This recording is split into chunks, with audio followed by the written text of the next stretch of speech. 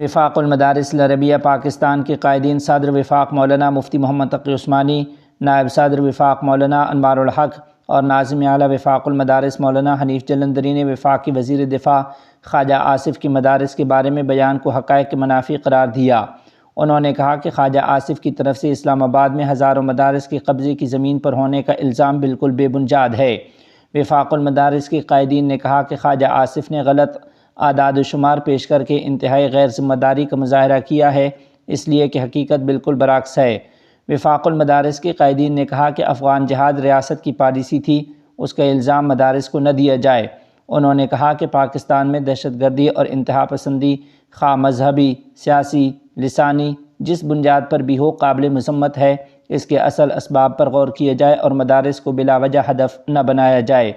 وفاق المدارس کی قائدین نے کہا کہ خواجہ آصف نے کچھ ہی عرصہ قبل مدارس کے طلباء کو وطن عزیز کی سیکنڈ دفاعی لائن قرار دیا تھا اور آج انہوں نے سارا ملبہ مدارس پر ڈالنے کی کوشش کی، جو افسوسناک ہے۔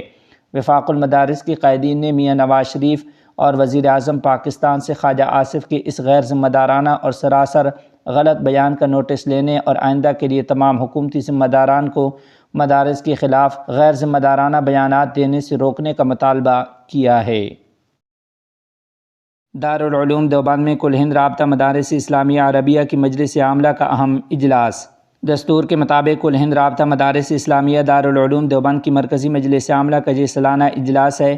رابطہ مدارس کا مقصد رابطہ مدارس اسلامیہ کو فعال بنانا اور تعلیم و تربیت اور مشترکہ امتحان کا جائزہ لے کر نظام کو مستحکم کرنا، مدارس کو درپیش مسائل باہمی مشورے سے حل کرنا ہے۔ ذمہ داران مدارس اپنے بنیادی مقصد نظام تعلیم و تربیت پر توجہ مرکوز رکھنے کے ساتھ موجودہ ملکی حالات کے پیش نظر مدارس اسلامیہ کے داخلی و خارجی امور پر بھی بھرپور توجہ دیں۔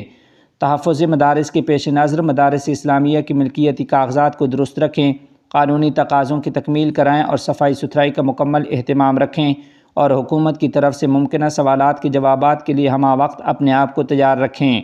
ان خیالات کا اظہار دارالعلوم دیوبند کے محتمم و شیخ الحدیث مولانا مفتی ابوالقاسم نعمانی صدر کل ہند رابطہ مدارس اسلامیہ عربیہ دارالعلوم دیوبند نے کیا۔ موصوف رابطہ مدارس اسلامیہ عربیہ کی مجلس عاملہ کے ارکان و نمائندگان کے اجلاس میں صدارتی خطاب کر رہے تھے۔ انہوں نے کہا کہ ہم خدام مدارس کو فکری ارتداد اور مسلم نوجوانوں کے اندر تشکیک کی روک تھام کے محاذوں پر کام کرنے کی ضرورت ہے۔ نئی نسل کو اسلامی عقائد سے روشناس کرانا، مدارس اسلامیہ کے نصاب میں عقائد سے متعلقہ کتابوں کی شمولیت، نئے فضلاء کو خواندہ کتب کی تدریس کے ساتھ نسل نو کے عقائد کی درستگی، مدارس میں اساتذہ کے ساتھ مبلغین کی تقرری، مکاتب کے قیام اور باہمی ربط و اتحاد کو فروغ دینے میں اہم کردار ادا کرنا ہے۔ دارالعلوم دیوبند کے صدر المدرسین حضرت مولانا سید ارشد مدنی صدر جمعیت علماء ہند نے کہا، اگرچہ ملک میں ارتداد اور فتن کی شرحیں بڑھ رہی ہیں، فرقہ پرست طاقتیں اسلام کے خلاف مختلف سازشیں کر رہی ہیں، اس کے باوجود ارباب مدارس کو اکابر و اسلاف کے نہج پر فتنوں کے مقابلے کے لیے سینہ سپر ہو کر حتی المقدور کام جاری رکھنا ہے۔ آئین ہند کے مطابق اپنے حقوق کا استعمال کرتے ہوئے موجودہ ملکی حالات میں ذمہ داران مدارس کو اپنے اپنے صوبوں میں سیکولر کردار ادا کرنے کی ضرورت ہے۔ دیگر اظہار خیال کرنے والوں میں مولانا رحمت اللہ میر قاسمی، مولانا حسن محمود کھیروی، مولانا نعمت اللہ اعظمی، مولانا صدیق اللہ چودھری اور قاری شوکت علی ویٹ وغیرہ کے نام شامل ہیں۔ مولانا شوکت علی قاسمی بستوی، ناظم عمومی رابطہ مدارس و استاذ حدیث دارالعلوم نے رابطہ کی گزشتہ مجلس عاملہ کی کارروائی پڑھی اور مرکزی رابطہ کی سالانہ رپورٹ پیش کی، جس میں مختلف صوبوں کی کارکردگی کا جائزہ بھی پیش کیا گیا تھا۔ اجلاس میں مولانا محمد عاقل گڑھی دولت، مولانا مفتی محمد خلیل قاسمی پنجاب، مولانا عبدالخالق مدراسی نائب محتمم دارالعلوم دیوبند، مفتی محمد امین پالنپوری وغیرہ کے اسماء شامل ہیں۔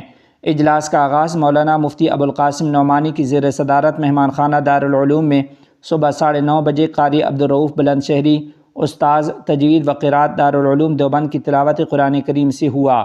نظامت کے فرائض ناظم عمومی رابطہ مدارس مولانا شوکت علی قاسمی بستوی نے انجام دیے۔